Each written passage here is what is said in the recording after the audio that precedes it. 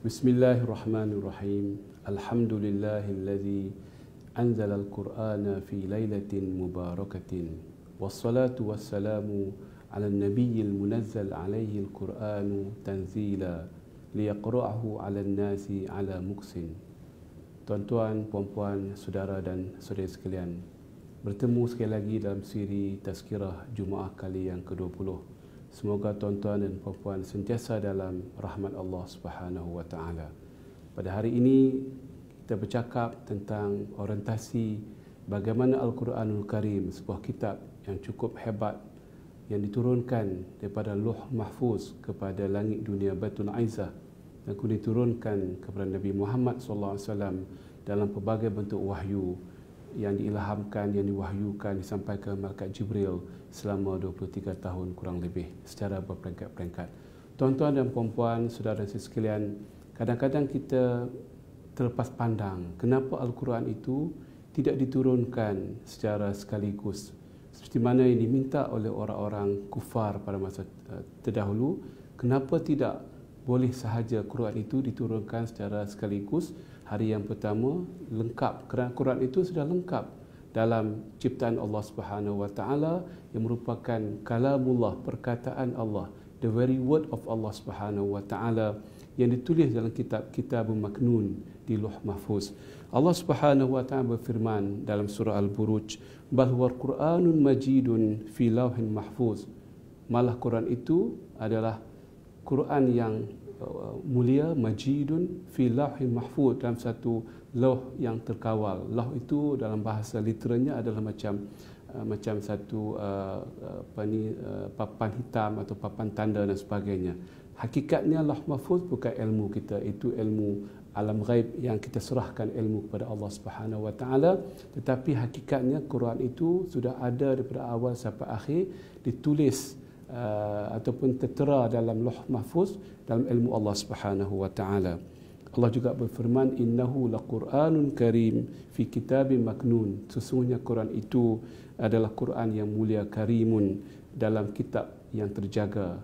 La yamassuhu illal mutahharun.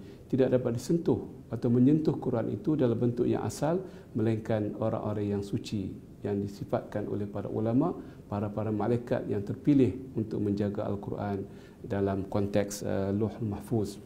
Tanzilun min Rabbil Alamin, yang akan diturunkan daripada Allah kepada manusia, Tuhan Rabbul Alamin. Itu tahap yang pertama, tahap iaitu keberadaan Al-Quran itu dalam bentuk yang asal, yang merupakan kalamullah, perkataan Allah yang disimpan, dijaga di Lauh Mahfuz dalam satu kitab yang terkawal dan terjaga. Tahap yang kedua, bila Allah Subhanahu wa taala turunkan Al-Quran dari Lauh Mahfuz kepada langit dunia Baitul Al-Izzah. Allah berfirman, inna anzalnahu fi lailatul qadar. Sesungguhnya kami telah turunkan Al-Quran di malam Lailatul Qadar, malam Al-Qadar, malam penentuan. Itu juga ilmunya di sisi Allah Subhanahu wa taala. Bila ianya berlaku, ada riwayat mengatakan permulaan diturunkan adalah bersamaan dengan 17 Ramadan. Itu adalah riwayat-riwayat yang ada kesahihannya, tetapi ilmunya adalah di sisi Allah Subhanahu wa taala. Inna anzalnahu fi lailatin mubarakatin inna kunna munzirin. Sesungguhnya kami telah turunkan Al-Quran itu di malam yang penuh keberkatan, dan kami adalah memberikan peringatan dengan Al-Quranul Karim kepada umat manusia. Tuan-tuan dan puan-puan, saudara dan saudari, itu peringkat yang di luar bidang ilmu kita, yang kita merupakan hikmah Allah Subhanahu wa taala, diturunkan daripada dua peringkat, disediakan dalam Lauh Mahfuz dan diturunkan ke dalam malam yang mulia di langit Baitul Izzah. Tahap yang ketiga, tahap kemanusiaan. Jadi inilah faktor kemanusiaan yang nak saya bawa pada hari ini, di mana konteks penurunan Al-Quran itu sesuai dengan sifat manusia. Orang-orang kufar mengatakan dalam dialog mereka dengan Nabi Muhammad sallallahu alaihi wasallam, antaranya waqala allazina kafaru laula nuzila alaihi al-Qur'anu jumlatan wahidah. Maka berkatalah orang-orang yang kufur itu, kenapa tidak boleh diturunkan kepada Nabi Muhammad Quran itu secara serentak dan sekaligus.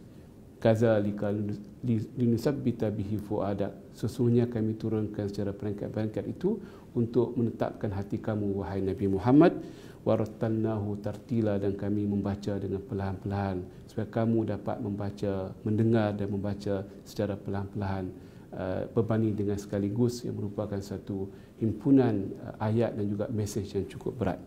Allah juga berfirman, wa Qur'anan faraqnahu, Quran itu satu kitab, faraqnahu, kami telah turunkan sikit-sikit, bahagian demi bahagian, litaqra'ahu 'alan nasi 'ala muksin, supaya kamu wahai Muhammad, Nabi Muhammad sallallahu alaihi wasallam, membaca kepada manusia secara perlahan-perlahan juga, 'ala muksin, wa nazzalnahu tanzila, dan kami turunkan Al-Quran secara sedikit demi sedikit.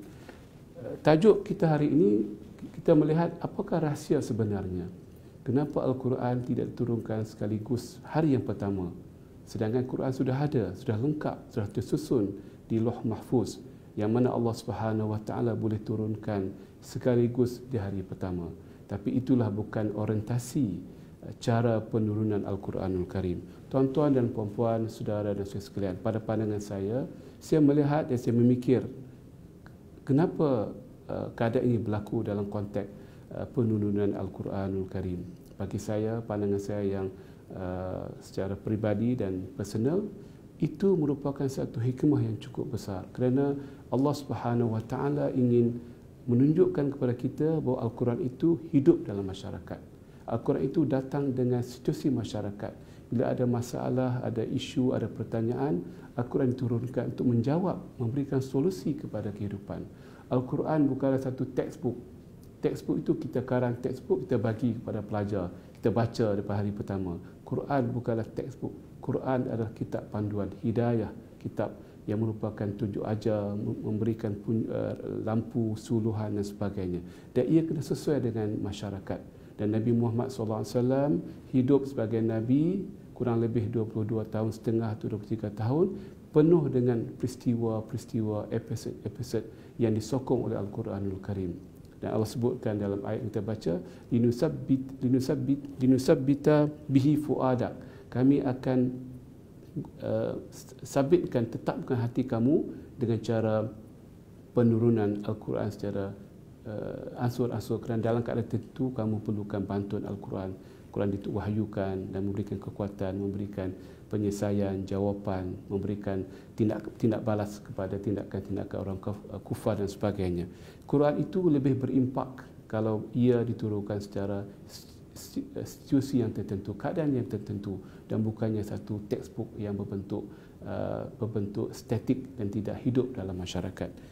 Bagi saya juga, Quran itu diturunkan secara real time, berdasarkan keadaan semasa, menunjukkan bahawa dalam kehidupan kita hari ini pun, bila kita mencari jawapan syariah, jawapan solusi, panduan hidup kita, kita kena melihat data yang berlaku dalam kehidupan.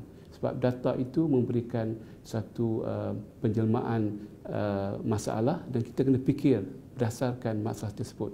Kita bukan memberikan jawapan secara tetap, satu solusi yang boleh digunakan dalam semua keadaan. Malah dalam bahasa saya, one solution cannot fit all. Satu solusi tidak boleh sesuai dengan semua keadaan. Al-Quran turun dalam keadaan tertentu untuk memberikan jawapan dalam konteks yang tertentu.